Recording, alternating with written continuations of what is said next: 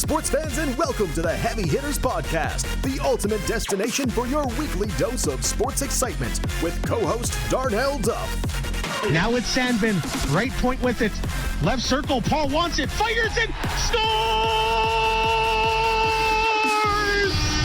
Ashton Paul, welcome to Dauphin!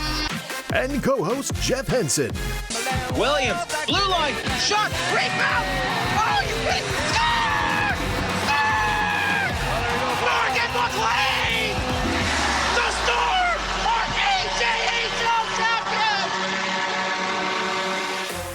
Whether you're into goals, touchdowns, three-pointers, or home runs, we've got it all covered. We're here to bring you the latest updates, witty commentary, and a whole lot of sports love.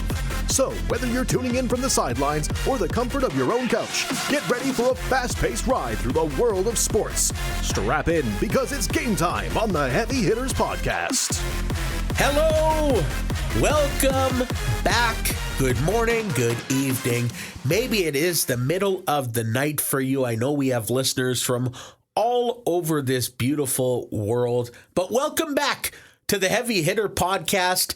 This is episode number 13. And Jeff, this is a big episode because we have some heavy hitting topics to talk about. We talked about it last week, how this GOAT debate has been brewing, and I think the kettle's out of water for how hot things have been boiling over the past week between you and I. Yeah, exactly. We got to settle this once and for all. At least getting our opinions out there is who's the GOAT all time when it comes to basketball? Is it Michael Jordan or is it LeBron James? I know we have got differentiating opinions on that, and we'll discuss that in detail a little later on in the program. But first, we're going to start things off with something pretty cool that you have started, and I have jumped on board because I love it.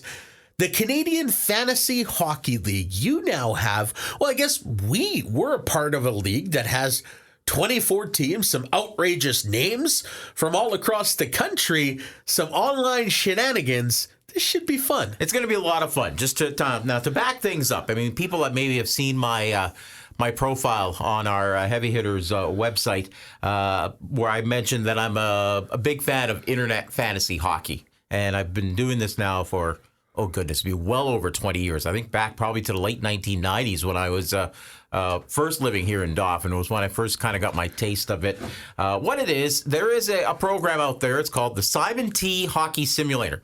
And Simon, if you are out there listening to this and hear about me promoting this, I want some royalties with regards to if you get any sales off of this, us chatting about it here today. No, just kidding. But yeah, it's a program that simulates hockey games. Basically, you hear lots of guys complain about their own teams, like, oh, I would do this if I was the coach or GM, or I would trade this guy, or I would do this. Well, this Simon T Hockey Simulation and Internet Fantasy Hockey basically lets you put your money where your mouth is, so to speak. And it lets you become your own GM, your own coach of whatever team you want. You get to do basically everything. You know, form your roster, trade guys, sign free agents, draft players, set ticket prices, set your roster, as we mentioned. And then you get a different program where you actually get to put your roster together for a game, set your lines, set your captain, assistants, captains, strategy, who you want taking in shootouts if you get to a shootout in your game and such like that. Literally, if you're a hockey geek, and that's the best way I'll put it, it's this type of stuff is right up your alley. So Jeff, can I officially call you a geek? Well, only if you take that title as well, too, because you're in on this with me, too, buddy, here. So if you're calling me a geek, you got to take that title as well, too. I'm going to embrace it. I'm a geek. All right. I love being a geek. Absolutely. So, as mentioned, I've been doing this for a number of years. Actually ran a league for a couple of years. Decided to kind of part ways from doing it a couple years ago after my wife passed away, and I was going through some health issues myself at the time. Have to admit, the last couple of weeks, though, I've gotten that bug back as far as wanting to run one of these leagues once again. And so just this past Saturday night, threw an email out to a bunch of guys that I knew from that league that I ran, and I said, hey, I'm looking at doing this league. It's going to be a lot similar to the league we used to run. Couple new little wrinkles to it. Basically, all the teams in this league are going to be based out of Canada. So you're not going to see the likes of a Colorado Avalanche, New Jersey Devils, Florida Panthers names. The teams will be there, but they're going to be based out of Canadian cities. And did a couple other things. I said, hey, who's in on this? Who'd like to take part in this? If you don't, I completely understand. Well, the first day alone, it's a 24-team league, as we mentioned, and we filled 12 spots in 24 hours. I have never seen I could feel the energy from your email and how excited you were. And I mean, some of the team names, the Duff Brewmasters. That's your team, based out of Duff, Saskatchewan. Again, as we continue this effort to try to get Darnell to be the honorary mayor of Duff, Saskatchewan. So it has to happen. So now we're bringing professional fantasy hockey to the tiny town of Duff, Saskatchewan. And it's Connor McDavid on two, because you took the Edmonton Oilers for your team. And Leon Draisaitl. So, I mean, McDavid and Draisaitl associated with Duff, Saskatchewan. How can they not name you the honorary mayor now? You're giving so much attention to this tiny community of 40 people. I'm surprised they don't give you the key to the frickin' town already. But, so the Duff Brewmasters is one of the team names. That's your team. Moose Jaw Jackalopes. Yep. That is probably or the Sudbury Blueberry Bulldogs. If you're Big a fan of the show Shoresy on Crave, you know exactly the team we're talking about. In fact, I remember talking to the buddy of mine that decided to go with that team. I asked him if he was going to bring Shoresy out as his head coach. Oh. And his official response was, boy, I sure hope I don't lose my first 20 games in the league. You know what? We got to get Shoresy we got to get him on the podcast. Because then we could bring up that name. And how about respect my authority? Yes. Oh, I'm telling you. Man, if Chuck, if you're listening to this, I will automatically just crown you season 1 champions. If you decide to go, he's going to be the Abbotsford Authority.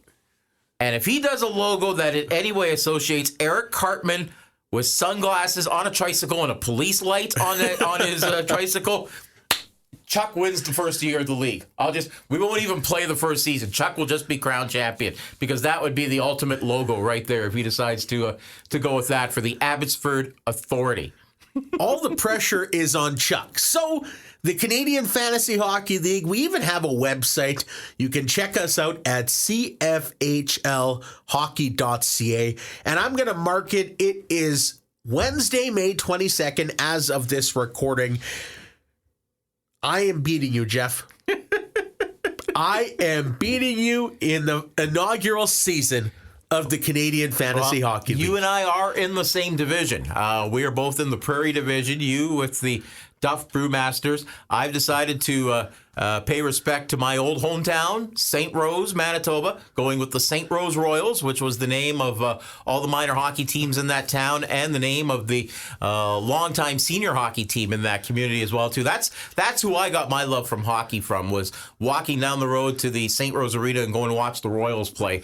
That's where I grew up and got my love of the game of hockey from. So I thought it'd be fitting to pay tribute to them in that way by naming my team in this league after them. And it's going to be a lot of fun. We're just, still ironing out some things before the league starts. And one thing is, if anybody comes across the website and takes a look at it, it's fantasy hockey, folks. Do not get offended at us for using logos, for stuff like that. This is all purely for fun. It's just purely for the enjoyment of 24 guys that are all massive hockey fans and just can't get enough of the sport, that we now decide we've got to be our own coaches and managers of our favorite teams. We got 78 regular season games. Jeff, before we move on, how many games are you going to win? First season, 78 regular season games. What are you looking at? I'm at least going to be a 500 hockey team. I took the Colorado Avalanche because in the years that I've done these fantasy hockey leagues, I've never had Nathan McKinnon or Cale Makar on any of my teams. So that's why I decided to take the Colorado Avalanche. And one of the neat things about this, too, is there's a feature called the Legend Player. We have a one-round draft where you can select any legendary player, any retired player in NHL history, and put them on your team. So, I mean, if you end up getting the first overall pick, you could, in essence, add Wayne Gretzky to your team. Not bad. Not bad at all. I'm kind of scaling back my hopes. I'd like to get top 3 because I'd like to add Bobby Orr. And I already chatted with you today. Can you imagine what my power play would look like? You were excited. With Cale Makar and Bobby Orr on the back end, Nathan McKinnon, Mikko Rantanen, and you could stick a pylon in front of the net. Literal He pylon. would score 20 to 30 power play goals probably with that unit as a power play. So you're going 500 out of 78 games. I'm going to say over 500. I'm going to win 48 games. Okay. 48 games. That is, book it, May 22nd. I am beating you in the standings, likely going to win my division. I just have a feeling I'm going to be a rock star GM, and I cannot wait for puck drop. I can't wait for the dispersal draft, and I want you to, keep up with us. CFHLhockey.ca. Once again, the Canadian Fantasy Hockey League. This is going to be some fun stuff. And over the weekend, Jeff, some fun stuff was the PGA Championship at Valhalla, won by Xander Schauffele. Scoring was wild. Mother Nature poured some rain, and with that, soft greens, hittable fairways, and boy, oh boy, did the top golfers in the world put on a show. I love Bryson DeChambeau. I think he is one of the greatest things in golf right now. Viewership is up at an all-time high, and I think DeChambeau was a big reason why, but ultimately could not get past Schauffele, who had a little bit of a heartbreaker when Rory McIlroy beat him just before, but he did win the PGA Championship, and very fitting. He's also one of the most lovable guys on the PGA Tour, and a big win for him at the major. Now, can you imagine, though, if Schauffele does not make that putt on the 18th hole for the birdie, and they end up going to a playoff, and DeChambeau wins it in the playoff? Live Golf would have been elated. One of their guys winning the PGA Championship. That's how close we came to having a Live Golf player winning the PGA Championship. One putt by Xander Schauffele. It was the difference from a Live Golf guy possibly winning that PGA Championship. And it's interesting you bring up the playoff because Xander Schauffele did not actually know the playoff rules. He was thinking, well, if I don't make this putt, I go into a playoff, and I think he believed it was sudden death, and they go back to the 18th hole, where DeChambeau will be a favorite because he mashes the ball just as far as anyone, if not farther, in the world, and he would be in a better position. But it was a 3-hole aggregate playoff, and if you're tied after that, you go to sudden death. I would have loved that. Playoff golf is awesome. It was not needed. Xander Schauffele, minus 21. Major disappointment. Is it a disappointment, though, Jeff, or was this expected? Because Tiger Woods, 7 over, he missed the cut, did not hit many good shots. I was surprised because he was not going to get to minus 21 because I don't think he can keep up with the big boys anymore. I'm not surprised. As I to miss the mentioned cut last by week, that much? I mentioned last week, I didn't think that Tiger has it in him anymore to win a tournament, and I thought it would have been huge on his part just to have made the cut for the weekend, but he didn't even make the cut. Not even close. As you said, way back from the cut line, and again, this is where I stated this last week. I wonder if Tiger has got it in him to be competitive in major championships like this against some of these big-time golfers. And when on top of that, you throw in these guys from Live Golf that come over and take part in the majors. Now, Jeff, Tiger Woods recently this week even has said he still believes he can win a major tournament. Do you think he's saying that just to say it because he's Tiger Woods and he's the ultimate competitor? Or do you truly think Tiger Woods believes that he can win a major? I think Tiger Woods believes it, Because you have to have belief in yourself. Otherwise, why are you going out of that golf course on a week-in, week-out basis or for any of these tournaments if you don't believe in yourself that you can do it? Can he actually do it? My response to that would be no. That breaks my heart. I love Tiger Woods. He's going to have a chance at the U.S. Open, which is it's going to be a tough setup at Pinehurst. And I don't think Tiger can win a tournament if it gets to -10, if it gets to -15. Maybe he can stay close if there's a winner in that range of -4, because Tiger historically throughout his career has been the best at grinding out pars, finding a way to get a par in a big spot, making a big putt. So maybe if Pinehurst plays as tough as it is projected, maybe Tiger Woods can stick with it. I don't think the Open Championship is going to be a spot for him. Am I losing hope that Tiger Woods will win another championship major? I am, but Jeff, I will never fully lose until he hangs it up, because I'm just a big Tiger fan, and at the end of the day, Tiger means everything to the sport of golf. Boy, we're talking about the PGA Championship weekend, and you talk about, I don't think you can call it a disappointment, but the weekend that Scotty Scheffler had to go through. Wow. I tell you, the incident Friday morning that led to him being arrested, detained for a little bit before he was eventually released and was able to go back to Valhalla. And then he goes out and shoots, was it 500 par? 66. He shot a 66 How? after having all of that drama that morning.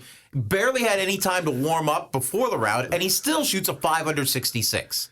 Unbelievable. And on that Scotty Scheffler, I also have to bring up Max Homa, who I think is the GOAT when it comes to humor on social media. He made a hilarious tweet after Sunday. He was like, "Tough luck for me. I lost to someone who spent some time in jail." He was referring to Scotty Scheffler. I love Max Homa, but understandably so this wasn't Scotty's week. But just for him to play as well as he did after literally going to jail and the absolute tragic accident that happened before Friday when someone lost their life, that was horrible. But Scotty just continued to prove that when he's on, it's really tough to beat him. It is.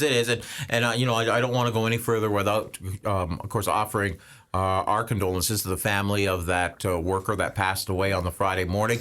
And I think in the end, I'm really hoping this is just going to be a huge over understanding, or how you would put it, because, I mean, it seems like it's being pushed a little further than it really should have been pushed, as far as, him being arrested and handcuffed and such. He wasn't involved in the accident that claimed the person's life. The charges come because he didn't follow police orders as far as traffic while they were doing this investigation. I really hope nothing comes about from this, because it would be a shame to see.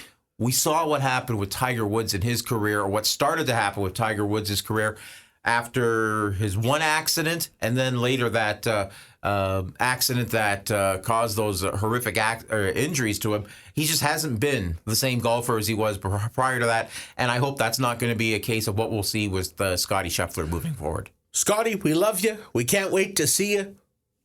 U.S. Open, June 13th to 16th at Pinehurst.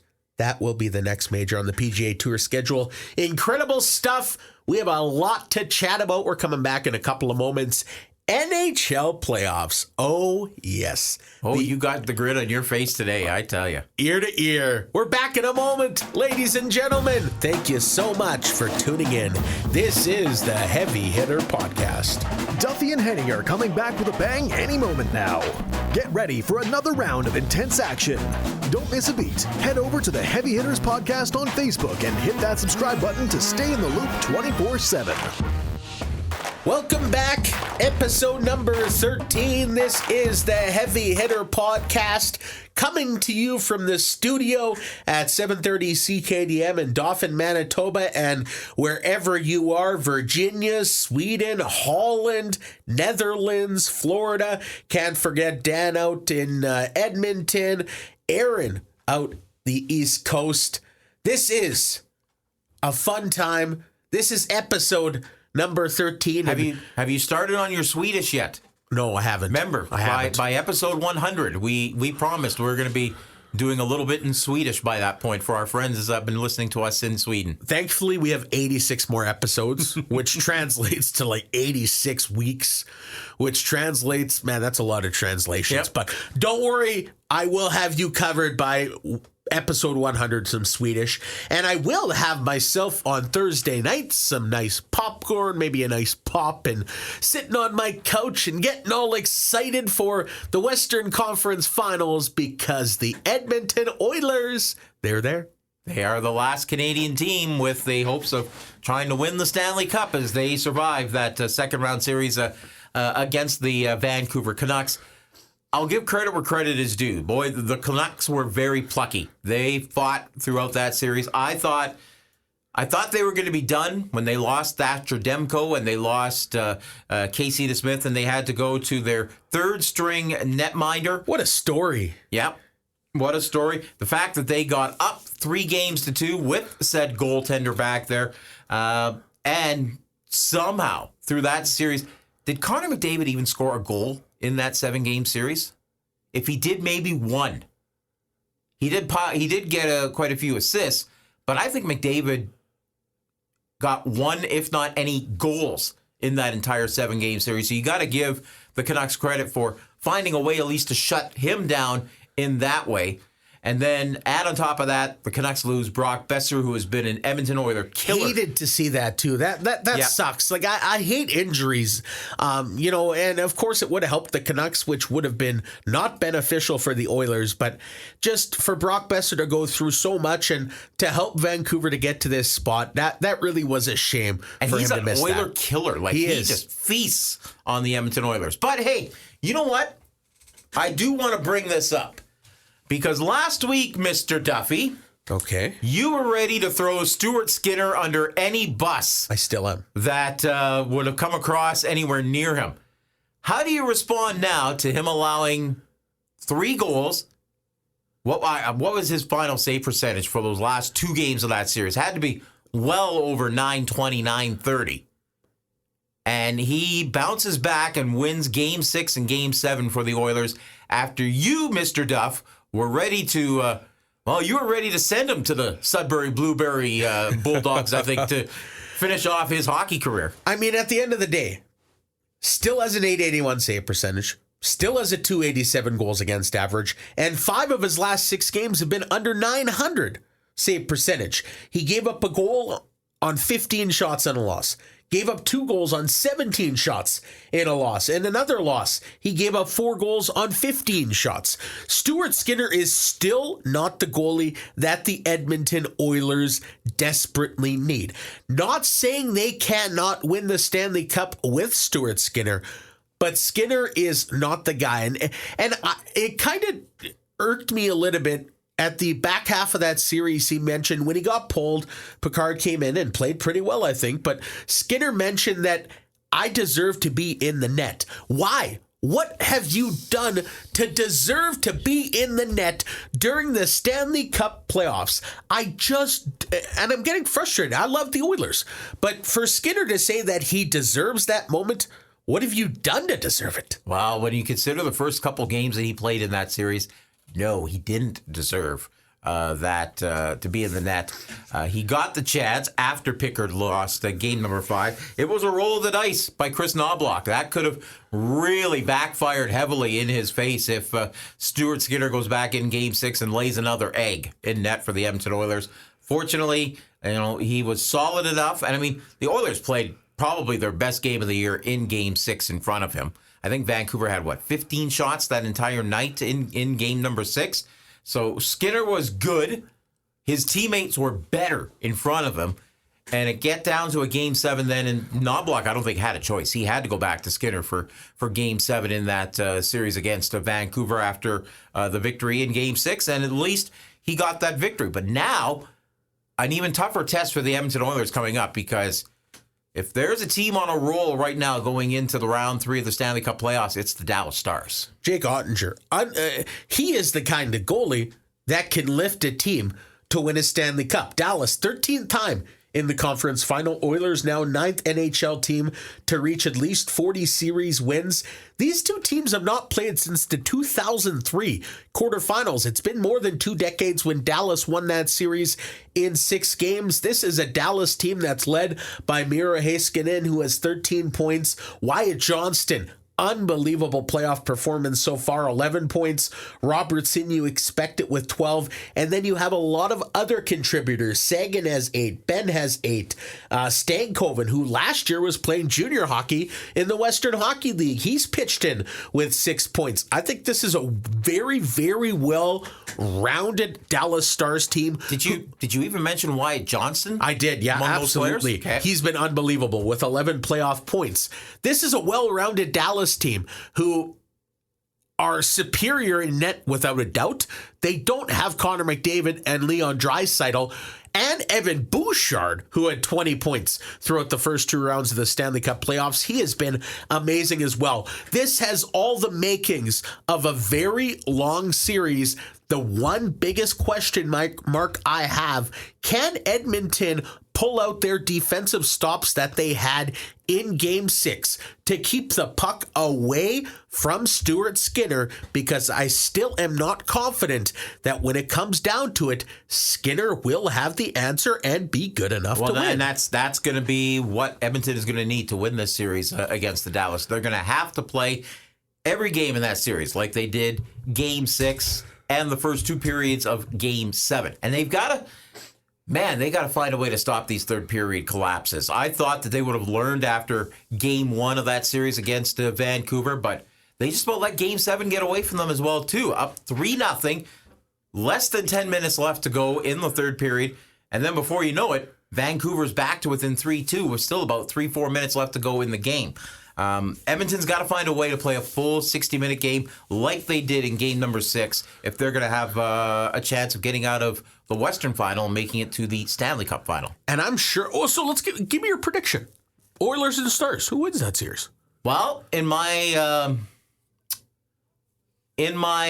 bracket, I took the Oilers to win, I believe, in 6 games. If I was picking now, I probably would say Dallas will win that series.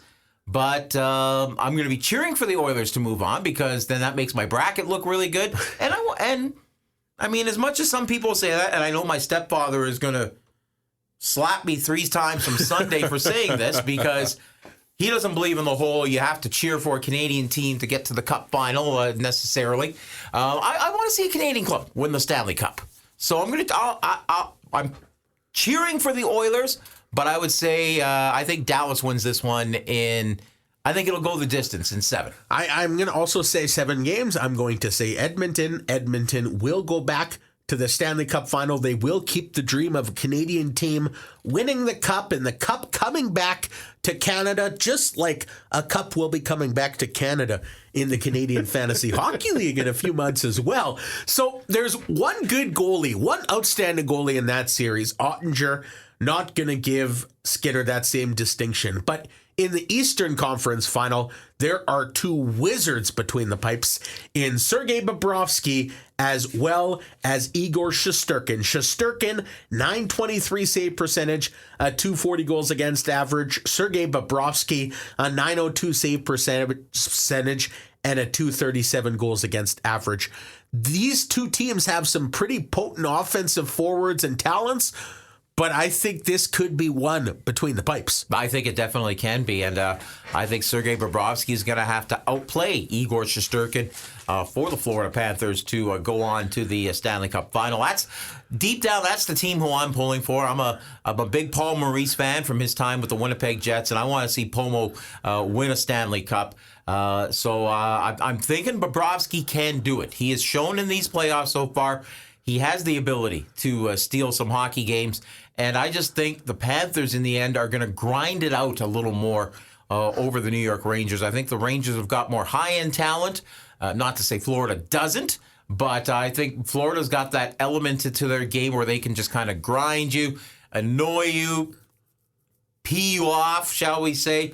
And I think in the playoffs, that's a key to success. So I think the Panthers win that series I'll say in 6 games to get to the Stanley Cup final against the Edmonton Oilers. But Bobrovsky is going to have to be the story in that series for the Florida Panthers if they are going to get by the New York Rangers. Everybody's talking this is the Rangers' year. There's so many comparisons being thrown between 1994 when the Rangers last won the Cup and to this team that they're doing the same things, having similar results to then.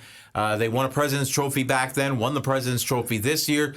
But I think Cinderella strikes midnight come this Eastern Conference Final for the New York Rangers. Some also pretty cool news when it comes to the Florida Panthers. Miles Fee from Dauphin is a video coach for the Panthers. How much do you think the experience, Jeff, that the Panthers gained last year, can they use that at all? Because I do think the Rangers are favored in this series. I think Shesterkin is the superior goaler to Bobrovsky. Sergei's unbelievable as well, but I take Igor if need be in a one-on-one. And you look at how deep this Rangers team is, I think they're favored. But how does Florida use last year's success and translate it into this round to try and get back to the Cup final? Well, I think it's quite simple. That experience, and look at what Florida went through in those playoffs last year. Coming back from 3-1 down against arguably, at least regular season-wise, the best team in the league last year in the Boston Bruins. They played a nail-biter series against the Carolina Hurricanes. I think every game was, or at least close to, a 1-goal difference in that series between the Panthers and the Hurricanes just to get to the Stanley Cup final. And they've got a large portion of that team back this year that took part in that championship. So definitely, I think the experience-wise when it comes to playoffs go, Florida trumps the Rangers in that area, and I think that's going to be a big part in this series as well, too, especially early on in this series. If the Panthers can find a way to get a split out of New York in the first 2 games of this series, I think then that's where you really start to see some of that experience shine through for the Panthers as the series goes on. Well, I'm pretty sure I'm not even close. I'm so far behind in our playoff predictions pool. I haven't been able to get much sleep the last couple of weeks. It just seems that every pool we do, you continue to beat me. But don't worry, that's going to change in the CFHL. Oh, yes. But I'm gonna keep saying that until it doesn't. Keep dreaming, and pal. then my heart will break. But I'm going to take the Rangers in 7 games. I think this is going to be a beat 'em up series. I think there's going to be bruises galore. It's going to be physical. We're going to see some outstanding saves, some key goals. But I am taking the Rangers in 7 games. So before we get to the biggest debate of 2024, I'm self-proclaiming it, the GOAT debate.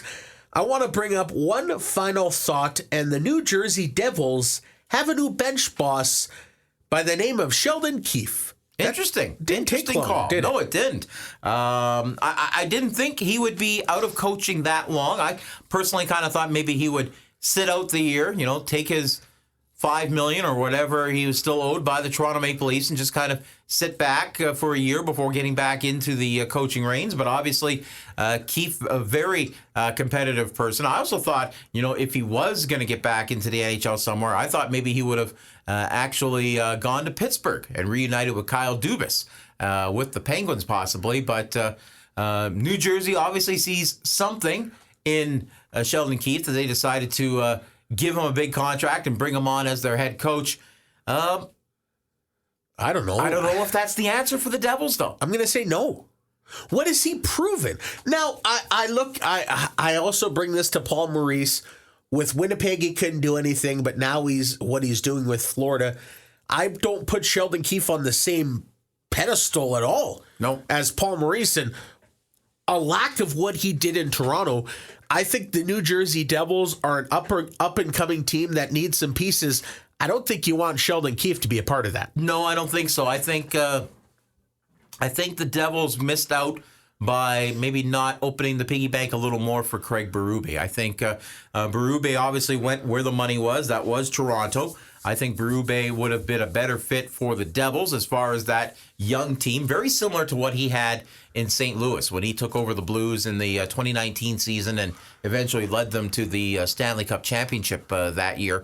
But it was a case where money talked. The Toronto Maple Leafs had a lot more of it to offer Berube, and that's where he ends up. And now, ironically, the guy Berube replaced, is in Sheldon Keefe, finds himself with the New Jersey Devils. And I'll be curious to see what happens. Like I said, like you, I don't think Keefe is the answer for what the New Jersey Devils really needed as a head coach. I don't think they had a bad coach to begin with. I think Lindy Ruff ended up being the scapegoat for that. I think they should have kept Ruff and built around him and maybe done something better this year with him as the head coach. But that's why I'm just a fantasy coach and GM. I'm not an actual executive in the NHL. Jeff, how long is his leash when it comes to Sheldon Keefe? Like, how long does he get without proven results? Because as mentioned, this is a New Jersey Devils team who had a marvelous year last year. Not so much this year, but they are young and they are up and coming. They're expected to be good over the next few years. But how long can Sheldon Keefe not produce results there? I'm not saying he's not going to, but if he doesn't, how long does he get before he's out of another gig? I think they'll give him at least a couple of years. A couple of years to try and prove himself and prove that he can get over the mountain and get some wins in the playoffs. You know, he did lead the Leafs to the second round of the playoffs last year, which is something no Leafs coach has done in eons. So he's not completely bad, but I just don't think that's the answer New Jersey needs. So I'll give him a couple of years at least in New Jersey to see what he can do. When it comes to the couple of years, the greatest player of all time is coming back for at least 2 more years. More on that in a moment. Let me tell you, we are about to get heated. Michael Jordan's coming back? No, this is the Heavy Hitter Podcast. Get ready, folks. The Heavy Hitters Podcast is about to bring the heat as Duffy and Henny return in just a moment. But here's the kicker. You can be part of the action, too. Want your voice heard on the show? Shoot the boys a message on their Heavy Hitters Facebook page with your burning question, and they'll give you a big shout-out next week when they answer it. But for now, buckle up for more heavy-hitting action with Duffy and Henny. This is the moment I have been waiting for. I know this is the moment Jeff has been waiting for. Ladies and gentlemen, welcome back to the Heavy Hitter Podcast, Part 3, Episode number 13 for the week of May 22nd, 2024. We are going into GOAT mode. I feel like we need like the theme for Rocky or something playing in the background right now as we go into this. And in this corner, where's Bruce Buffer when we need him to introduce us going into this debate? Maybe let's just keep my weight off that. Let's keep you can say where I'm from, but let's keep the weight off in this corner. GOAT. LeBron James is the GOAT when it comes to basketball, Jeff. Oh my goodness, you're kidding me, right? No. 4 NBA titles. Jordan's got 6. I know. NBA MVP 4 times, and I know what you're going to say. How many times has Michael Jordan been the MVP? LeBron James, all-time leading scorer, first player to ever score 40,000 points. He's also played like 20, 30 more seasons than Michael Jordan did. Which is the most incredible thing of it all. This guy's on the ultra twilight of his career, 20 plus seasons, but you still cannot stop him. Look what he did against the Denver Nuggets in round 1 of the NBA playoffs. I mean, that series was a shot here and a shot there from being a completely different series, and perhaps the Lakers even pull off the upset. And did LeBron make those shots? Nope. LeBron did everything he possibly could. It's a 5-man game. I have so much respect. And I know I go online and I see all these keyboard warriors because online is the perfect place for all these warriors to go and say why they hate LeBron James. He's a joke. He's just a flop. He just falls all over the place, and all he does is complain. All this guy does is compete. He goes to work with his heart bucket on every day. Sure, he has some load management. He's been in the league for more than 20 years. The guy is still dominating. Okay, we're going to talk about compete. Have you seen what Michael Jordan had to go through in the 1990s and the late 80s? The Detroit Pistons game plan was literally called Jordan Rules. But did you see his teammates who had a hat on his back? It's like what Wayne Gretzky had on the ice. You didn't touch Wayne or else you were going to get hit through a wall. It wasn't the exact same in NBA. But Michael had some pretty incredible teammates and some teammates that you didn't really want to mess around with. So did LeBron. You calling him Dwayne Wade, Chris Bosh? You calling those guys chump change? I'm not. No. Kyrie Irving, I'm not Kevin calling Love? those chump change, but I'm talking about the teammates that LeBron or that Michael had that you didn't even want to necessarily go near because you had to deal with them. And back in the day when fouls were fouls, and I talk about you're hitting a guy hard. Oh yeah, the 80s and 90s. That was 80s, 90s basketball. Exactly, right there. and that's what Michael Jordan had. LeBron does not have that. That he doesn't have that luxury because fouls are called a lot more and a lot easier come now than they did back then. Especially when you wave a hand at LeBron and he complains that he's been fouled. You're joining the man. It's not a case of joining. You see it. Go look at highlights. Guys will wave their hand by LeBron, and LeBron will dive his head backwards. You know what? I give him credit. He gets the calls for it. But, I mean, Michael Jordan fought through all of that. How many times did you ever see Michael Jordan flop and roll around and cry and whine when he got fouled? He got back up, got in the face of his competitor and said, try it again. I'm still going to beat you. But LeBron is... And we agree to disagree here, but guys are stronger now than ever. LeBron is going up against all of the 6'9" to 7'3", 300-pound men. Stronger, yes. Are they nastier than they were in the 1980s and 90s? No, because you didn't see full-on brawls. They're not. I wouldn't say they're nastier, but they are stronger. So in essence, maybe not nastier, but stronger. So fouls are harder these days at points. Because I don't know about that. Did you see video of some of the stuff Michael Jordan went through in the 80s and the 90s against the Pistons, against the Knicks? Now, can I name any more teams as well, too? Just some of the stuff that he had to go through? It's one of those things that it's hard to go against either because Michael Jordan, he was incredible. I mean, you look at his rookie year. He averaged 28.2 points per game, 6.5 rebounds per game, 5.9 assists per game. That's outstanding for a first year in the NBA. One of the best rookie years of all time, and it may never be broken as far as being one of the best. Michael was a talent, a true talent. He's going to go down as one of the best, but it's one of those things, Jeff, I think. It all comes down to your perspective and your personal thoughts. That is true. In my mind, it is LeBron James. And maybe because I didn't grow up in the Michael Jordan era. I also think that's one of the things. I think people that grew up and were in prime time Michael Jordan, they go more towards Michael Jordan. For people that grew up in the LeBron James era and saw primetime LeBron James, I think they go more towards thinking LeBron James is the GOAT. You can't go wrong with either, can you? No, you can't. You can't. Again, you and I grew up in different time frames. You, as you mentioned, grew up with LeBron James. I grew up with Michael Jordan. And so, yeah, my preference is going to be towards Michael because especially me being a Detroit Pistons fan when I was a kid, I saw all of those wars between the Pistons and the Chicago Bulls. I saw how Bill Laimbeer and Rick Mahorn manhandled Michael Jordan in the late 1980s. And I saw how Michael Jordan battled through all that, especially into the 1990s, and made the Chicago Bulls, I should say, the superior team in the 1990s ahead of that bad boys Detroit Pistons type team. So that's where I built my respect for Michael Jordan out of I saw what he went through on a night-in, night-out basis in the 80s and the 90s, going up against the Bulls or against the Celtics, the Pistons, the Knicks, teams like that.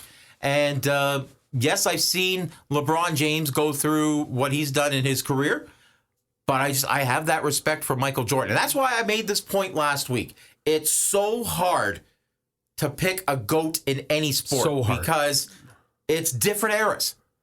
80s, 90s basketball, so different than basketball today. Hockey-wise, again, we talked about this last week. How would Wayne Gretzky do in the more defensive, responsible NHL of these days? How would Connor McDavid do back in the run-and-gun 1980s?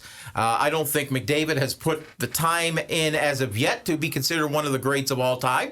He could certainly be up there. I think right now that debate is still Wayne or Bobby or Mario Lemieux. But again, I don't think you can compare guys from today like a McDavid and a McKinnon to guys like Gretzky and that back in the day, because the style of hockey was so different between the two. This is sort of hard to say as well, but and I agree to your points there, but I think if LeBron James would have done bigger things, if you put this exact LeBron James physique, skill, everything back when Michael Jordan played, I think LeBron James is going to outmatch what Michael Jordan did. I think if you put that same physique from Michael Jordan, the same person, into these days in the NBA, this decade, he is not coming close to what LeBron James does. I disagree with that. I think Michael Jordan would still be a very dominant player in this era right now. Dominant, but is he put into that category? Absolutely. I think he is. I absolutely think he is. I think you're seeing Michael Jordan put up 30 points a night. His career average is over 30 points a game. I think Michael Jordan in his prime, if he was playing in the current day edition of the NBA, I think would do at least 30 points a game, if not more. Okay. Wait. I mean, I respect him. I respect Michael Jordan at the end of the day. I'd love the chance to chat with Michael Jordan because regardless of if he is the GOAT or not, he is without a doubt, one of the greatest players of all time, which is something that you cannot put many people into that discussion. So just to be a part of that discussion, that is something in its own. There are two special players, LeBron James and Michael Jordan, and I will give LeBron James that. He is a special player. He deserves to be up there as far as discussion on one of the greatest of all time. This has been fun. I think we disagreed. We agreed. We talked about sports. NBA Finals. Let's touch on the playoffs this year quickly, though. Yeah. Who do you think is going to take it down? I mean, Dallas Mavericks, what a marvelous comeback. The Timberwolves were down by 20 to the Denver Nuggets in game number 7. They came all the way back and just completed just a comeback that nobody thought. I'm sure even people on the Timberwolves bench thought they weren't going to complete that comeback. But Ant-Man, what an unbelievable playoff run. What an unbelievable player he is. I mean, he's already being in the same conversation as a Michael Jordan, which he has said, I'm not Michael Jordan. Oh, no, not yet. I'm Anthony Edwards. Not yet. He knows that. And then in the Eastern Conference, you have the Indiana Pacers, who looked like they were going to steal Game 1 against the Boston Celtics until Jaylen Brown hit a late 3. Maybe you should have fouled Brown so he didn't get up that 3 with the chance to tie the game. But these are two real good series. But a new NBA champion will be crowned because Denver, they're golfing. I want to see... I'd like, of those 4 teams, I want to see the Minnesota Timberwolves. Absolutely. I agree. Because this is a team that, through the years, I mean, if you're a Timberwolves fan... Tough days. I credit you. You're like a Minnesota Viking fan. I tell you. I mean, there's not been a lot of good things to happen to that Minnesota Timberwolves franchise in their history. And for them to be now having 2 guys that really are pretty elite in Ant and Karl Anthony Towns, Cat... So I want to see the Timberwolves do well. I would love to see the Minnesota Timberwolves win the NBA championship just because it would be such a feel-good story for that franchise. Indiana has had some success in the past with guys like Reggie Miller. We all know the Boston Celtics' rich history they have. Dallas has even won an NBA championship in the past in the days of Dirk Nowitzki. But I believe is this not the furthest the Timberwolves have ever gotten in the playoffs? Why not? Why not see them win the NBA championship? Why not have a different team, in this case, win that title? And again, just, further market that game, further market a kid like Anthony Edwards to possibly be one of the greats in the game if he could help pull this Timberwolves squad through to an NBA championship. The only team I don't want to see win the NBA Finals is the Celtics. I don't like the Celtics. They're obviously a rival of the Raptors. I don't want to see the Celtics win. They're super good, and they may very well win the NBA championship, but I would not like to see them win. I wouldn't mind if the Pacers did, because Pascal Siakam, yep. I think that's a real young team that, boy, oh boy, are they good. Luka Doncic, Kyrie Irving, and the Dallas Mavericks. And then, of course, you talk about Cat. Can't forget to mention Rudy Gobert, who started the whole, it seems to be, coronavirus pandemic when he touched the microphone back in 2020. So some exhilarating stuff. But, Jeff, I think it's time for us to take a little bit of a break, a little bit of a breather, and revitalize our chords for next week. See you folks in 7, and go Royals, go. Brewmasters, unite. We'll see you around the clock. That's a wrap for this week on the Heavy Hitters Podcast. Don't forget to give the guys a follow on Twitter at It's the Duffy One and JHenson73. You can also keep up to date with the podcast by visiting the Heavy Hitter Podcast on Facebook. Duffy and Henny will return next week, but for now, keep it real and keep it heavy hitting.